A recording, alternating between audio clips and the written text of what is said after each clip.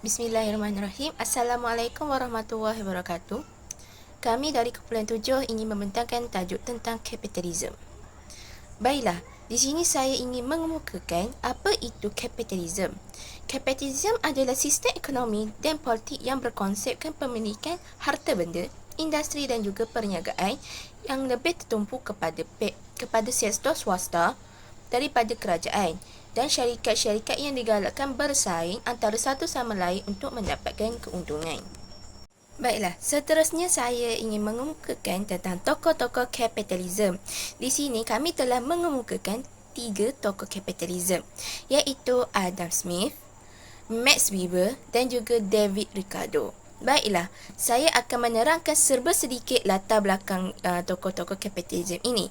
Baiklah, Adam Smith ini dia menghasilkan sebuah karya yang bertajuk The Wealth of Nations. Dan dia merupakan pencetus sistem ekonomi kapitalisme pada abad ke-20 di Eropah Barat.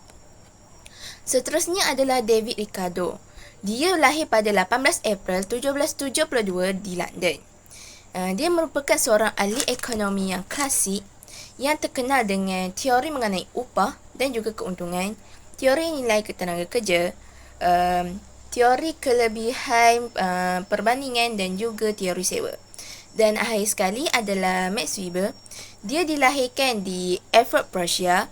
Dia merupakan seorang penyelidik dan pada masa itu dia memberi tumpuan terutamanya kepada ekonomi dan juga sejarah perundangan. Ciri-ciri kapitalisme yang pertama adalah kebebasan ekonomi. Yang kedua adalah peranan kerajaan terhad. Yang ketiga adalah pasaran bebas. Yang keempat adalah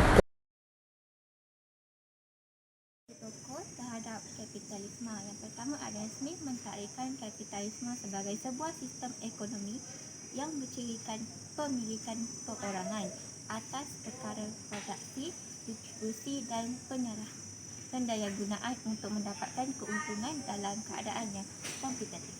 Yang kedua, Max Weber mendefinisikan kapitalisme adalah sebuah cara produksi komoditi dan sebagai sistem produksi komoditi berdasarkan kerja berupah untuk dijual dan diperjualbelikan dalam rangka mendapatkan keuntungan.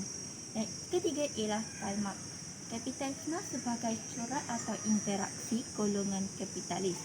Golongan kapitalis sedari corak kapitalisme adalah dimotivasi oleh pemikiran pola ekonomi dalam rangka mengumpul kekayaan. Pengaruh falsafah. Antara kumpulan yang terpengaruh, yang pertama pihak bank. Rakyat tiada kes dan perlu membuat pinjaman untuk membeli kereta atau membeli rumah atau pemilikan tanah.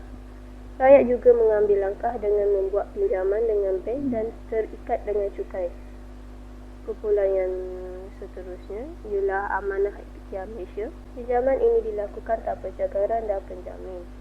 Pinjaman ini melibatkan pembentukan kumpulan iaitu seramai 5 orang ahli dan akan mengikuti latihan pembiayaan selama 5 hari iaitu 1 hari dan 1,5.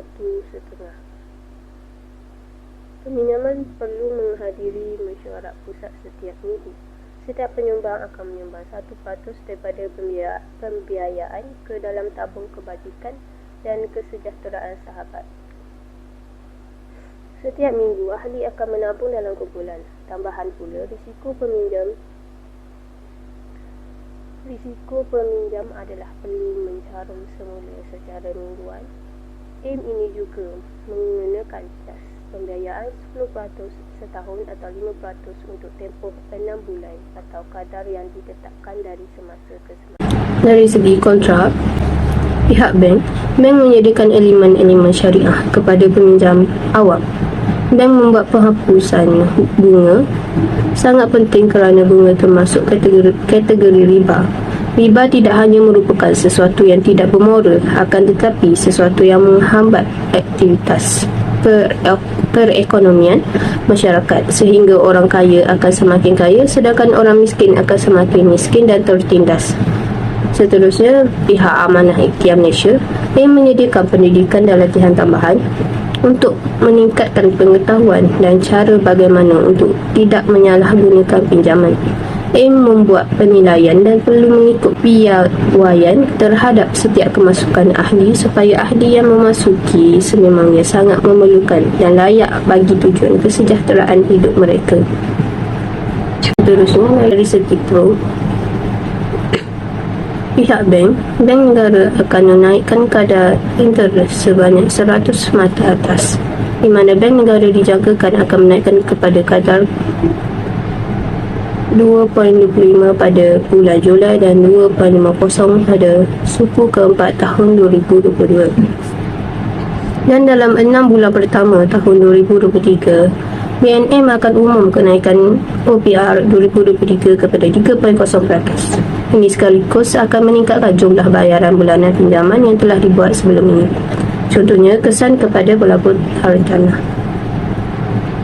Jikalau bagi hutang rumah semasa masih ada lagi sejumlah RM250,000, akan berlaku kenaikan 50 RM250,000 bagi hutang semasa didarabkan 0.025% dan dibagi kepada 100% dan dibahagikan kepada 12 bulan, akan mendapat sebanyak RM50 sebulan. Itu jika naik 0.25%. Jika naik 0.5%, jadilah akan mendapat 100 sebulan. Ini bermakna untuk setahun bagi kenaikan 0.25 sahaja, peminjam perlu tambah RM600 setahun untuk baki hartanah RM250,000. Seterusnya, Amanah Ikhtiar Malaysia. Sahabat AIM terbeban kerana perlu membayar pinjaman secara mingguan, iaitu sekali 1 minggu. Contohnya, pinjaman sebanyak RM10,000 setiap minggu perlu membayar RM300. Menjejaskan kewangan ahli hidup menderita. Tambahan pula, jika mempunyai bebanan lain, iaitu seperti masalah kesihatan, bayaran sewa rumah dan lain-lain, sahabat AIM wajib menanggung bayaran ahli kumpulan yang tidak mampu. Kesannya, sahabat terpaksa bergadai, contohnya aset emas, tanah, dan perlu meminjam dari ahli keluarga dan rakan-rakan lain. Ahli yang lewat bayar menyebabkan proses IP lambat dan mengundang kemarahan ahli lain. Isu bagi pihak bank. Hutang yang ditangguh dalam masa yang lama menyebabkan kadar bayaran meningkat. Hutang yang banyak ini akan memberi tekanan kepada masyarakat. Masyarakat akan terlibat dengan kes jenayah seperti mencuri untuk mendapatkan wang. Isu AIM. Keinginan masyarakat untuk hidup selesa dan mewah semakin melampau. Masyarakat tidak menggunakan pinjaman tersebut dengan tujuan yang asal seperti tujuan perniagaan, contohnya melancong, membeli barang kemas dan sebagainya. Dengan penyelesaian isu dari segi rukun negara, yang pertama, kedaulatan undang-undang. Prinsip ini menekankan pentingnya mematuhi undang-undang dan peraturan yang mengatur urusan hutang. Setiap pihak harus mentaati perjanjian yang telah disepakati dan bertanggungjawab untuk melunasi hutang sesuai dengan ketentuan hukum yang berlaku. Yang kedua, kesopanan dan kesusilaan. Mewujudkan masyarakat yang saling menunjukkan sikap yang baik antara satu sama lain melalui bekerjasama dalam kumpulan. Falsafah pendidikan kebangsaan. Pembentukan insan berilmu, menggalakkan perkembangan intelektual dan pengetahuan dalam kalangan individu. Dalam konteks hutang, penyelesaian harus didasarkan pada pengetahuan yang memadai tentang hukum dan peraturan, kebijakan keuangan serta kemampuan keuangan individu untuk melunasi hutang tersebut. Yang kedua, meningkatkan kerohanian dalam diri dengan memperbanyakkan amalan-amalan yang baik. Falsafah sejahtera, pendidikan dan kesedaran kewangan.